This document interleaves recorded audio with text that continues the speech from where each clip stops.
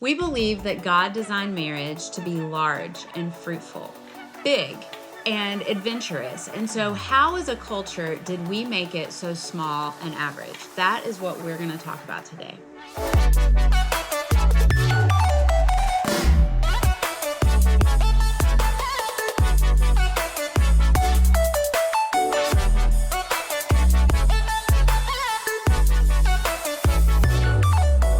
Hey, welcome again. Thank you for clicking play on this video. We're talking about marriage today. We have been married. Do you know how long we've been married?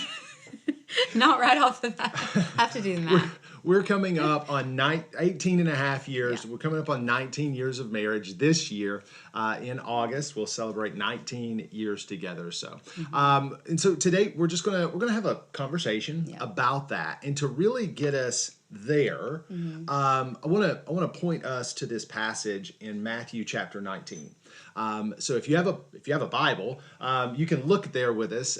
Matthew chapter 19. Jesus is having a conversation. Really, these Pharisees and teachers of the law are asking Jesus questions about divorce and marriage, and his disciples are there, and they're going back and forth. And Jesus takes this opportunity to do some teaching about marriage, about the definition of marriage, about who it's for and how it grows, and it's great teaching. But then there's this interchange with his disciples. They hear what Jesus is saying, and they raise their voice. And here's what it says, Matthew chapter 19. It says, the disciples objected, and they said, hey, if those are the terms of marriage, we're stuck. Why get married? Like the vision Jesus is laying out for marriage, the disciples are like, oh gosh, like we can't do that. And Jesus says, hey, guys, not everyone is mature enough to live a married life. Yeah. It requires a certain aptitude and grace. Marriage isn't for everyone. Some from birth seemingly never give marriage a thought. Others never get asked or accepted. And some decide to not get married for kingdom reasons. And then Jesus says this that is just brilliant. And it really gets into what we're talking about today. He says, but if you're capable of growing into, and I love this phrase, the largeness of marriage, if you're capable, which gives us some direction. He says, if you're capable of growing into the largest of marriage, is what Jesus says, do it. Yeah. So Jesus told us to do it if we're capable of growing into it. Yeah. So like, where does that scripture take you? Well, it reminds me that, one, God designed marriage. He has ideas about this. He has, as the creator of it, he knows how it's supposed to work and begin. And so when we think about that, I think about how everything God asks us to do, and when he sends us on a mission in our life, it's about fruit coming of it. It's about growing something. He's always growing something in us. And so if that's the case, then this is not something that started with people. This is not an idea that we made up. And I think a lot of times we get lost in that. But God actually designed marriage. He talked about it in the beginning before he even created the church. We see him putting man and woman together. And I think that's really important to know, that this is really important to him. This is huge to him. And we need to understand better what his vision for marriage is. And even, you were talking about like there's an order that God created. He even created marriage before sin came into the picture. Yeah. So just a clue, fellas and ladies, like, some people really talk about marriage so negatively, and always like ridiculing and criticizing their spouse, as if, connected to that sin thing. But man, God did this before. Not that God did sin, but like God did this before sin came into the picture. And I think that's really interesting. Yeah. So, we're talking about the largeness of marriage and it becoming really small. Like that small feeling, and I think that smallness comes from getting marriage out of order, because marriage is a relationship, right? Like it's obviously there are different components of it. It's not just a relationship. It's not like all other relationships. It is a unique kind of, but does fall under the category. And I think one of the reasons that it becomes small is because, like you were saying, God has an order to things. And as human beings, we were created to function in an order of relationships. Number one, there's our relationship with God. Yeah. That is like the foundation. That's the beginning point. And this is where I think even a lot of Christian people get this confused, because we would all, God, really, number one, it's great. Center of our life is cool. There's the relationship with God. Then there's the relationship with ourselves. And I think what happens, and then we have other relationships outside of ourselves. Of course, the marriage relationship kind of being the prototype of like the higher order of those relationships. But then we have like our kids and our other family members, just kind of descending down from that. But I think what happens is we get marriage out of order. Either, of course, like we put it above God, then that's going to crush it. But I think what happens is why it becomes so small is we will go God, marriage, and we won't even think about the relationship that we need to have with ourselves. But what happens, we know that I can't, I'm not going to function well until I know who God is. But I can't be in a relationship with you if I'm not healthy. Right. And this is something I think is just really important, and I want to get your thoughts on this. I want to hear what you think. A healthy marriage is only going to be as healthy as the unhealthiest person. You know what I mean? Yeah. So just what do you think about that? Like, there's two of us, and if one of us is unhealthy, that impact on the marriage as a whole. Yeah. Well, I think you have to be aware of that. First of all, like you're saying, you have to be even as a couple. Not in a way that's like, oh, you're unhealthy and I've got it together, but in a way that is like, hey, are you okay?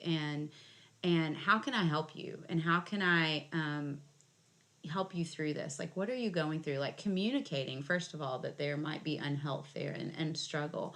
But you were talking about like knowing who we are in God. And I was reminded of in Genesis, when we see him create Eve. I think we really like breeze past this part, but there would have been a period of time, however long, we don't know, where Adam was still asleep. And so we know Adam had this extensive time with God before Eve is brought into the picture. But then there's also that time where Adam's asleep and she's knowing God for the first time, like as a human. And so really just that, like, that's really important to learn who you are. Why am I here? Why did God create me? Who am I in God? What is my relationship with him? And then, not that they had the healthiest marriage in the end, but like, that's where it started. And God intentionally, I believe, had those private moments with them before he just threw them together in the world and was like, hey, good luck. It was like, no, let me let you know who you are in this moment. And I think that's, like you're saying, that's just so important. And if you have people who are not self-aware of themselves and they're just trying to work it out, you're just bringing two really broken, messy people together and hoping for the best. And I think that's what culture sets us up to do. Like, oh, good luck. It's really hard for everybody, but good luck to you. We hope it works out. Yeah, and it's like this idea that, it's rampant, like you said, through our culture, but it's this idea of like, you complete me. It's the Jerry Maguire effect, right? Which you may have no idea about the movie Jerry Maguire. But like that line has really just become synonymous for what I would call like an unhealthy dynamic in a relationship. Like, you don't complete me. We're not two pieces of a whole. Right. Like, we are one. There is that aspect of that, but it's two becoming one, not like a half and a half. Right. two halves. Or 3/4 and a quarter. Like right, exactly. It didn't. Yeah. That's not how. It's two wholes becoming one. So I am whole in and of myself in my relationship with God. You're whole, and we come together for a purpose. Yeah, I was on mission before I met you. You were on mission before you met me. And in having our relationship connected with God. So if somebody, you're watching this and you find yourself, you're not in a healthy marriage.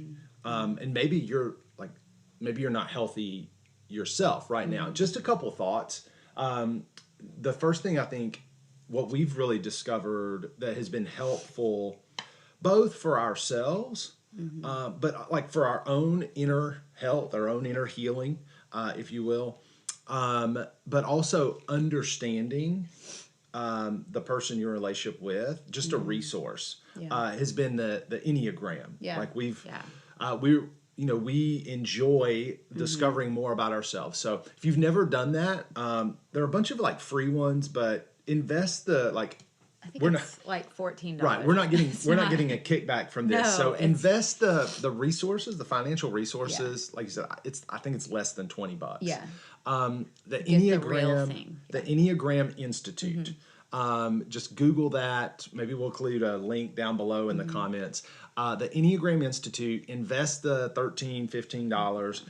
Go through it's a test, but it's just trying to get at your motivations and stuff, and then just discover a little bit about yourself. You'll discover some areas that you might where unhealth might hide, and so that'll be really helpful. Yeah. But then also, just the second thing is really focusing in on, for me, my relationship with God. We have a relationship with God together as a married couple, but our marriage is only going to be as healthy as the unhealthiest person in it. I can't control your health or unhealth. But I can control mine. I do have a responsibility there. So I'm going to become the healthiest person. And I think the first step to becoming a healthy person is to double down on one's relationship with God. Yeah. Because we can't know who we are until we know who He is. Yeah. And so really putting our energy in that direction. And then, of course, working through some of our own unhealthy patterns and mindsets and behaviors, I think is going to be helpful. Yeah, I think if you find yourself in a marriage, like so many people do, and you're like, this is not what we got into this to be or create, and it's just a mess. I think just pause on any big decisions. Don't make any rash or big decisions as a couple. Don't buy a house right now. Don't buy a car. Don't have a baby if you can, wait on anything big that would create more stress and to-do list in your life, and just say, you know what, we need to work on ourselves. We need to see somebody and talk to them. We need to be the best student of ourselves and of each other that we can be right now. And ask God to just show us what the next step is. Yeah. Because I think I see a lot of people, we all want to do this. We all want to distract from the really overwhelming mess in front of us in our life. And it's okay, well, maybe if we just buy a new house, or maybe if we just move, or maybe if you quit that job or whatever, everything will be fixed. And it's nope, everything's not going to be fixed. It's a temporary expensive Band-Aid on a mess. And so just pause and ask the Lord to show you, and work on yourself, and work on communicating to each other about, who are you and who am I, and why do I respond this way? And, just sharing in that, I think would just really heal so much. I think that's great. Don't complicate matters. No. By introducing a new element to it. The things that you mentioned, moving, new job, new baby, those are all stressors. And even the fun, good things at first, they're stressors. Yeah. And so don't complicate matters. Just double down on that. Yeah. Self-healing, self-awareness, self-identity. Yeah. But that rooted, because I don't want it to sound like, we're not saying, hey, go navel gaze and stuff. No. You're not that great, but God Right, is. right. And so discovering who you are in Him is really key.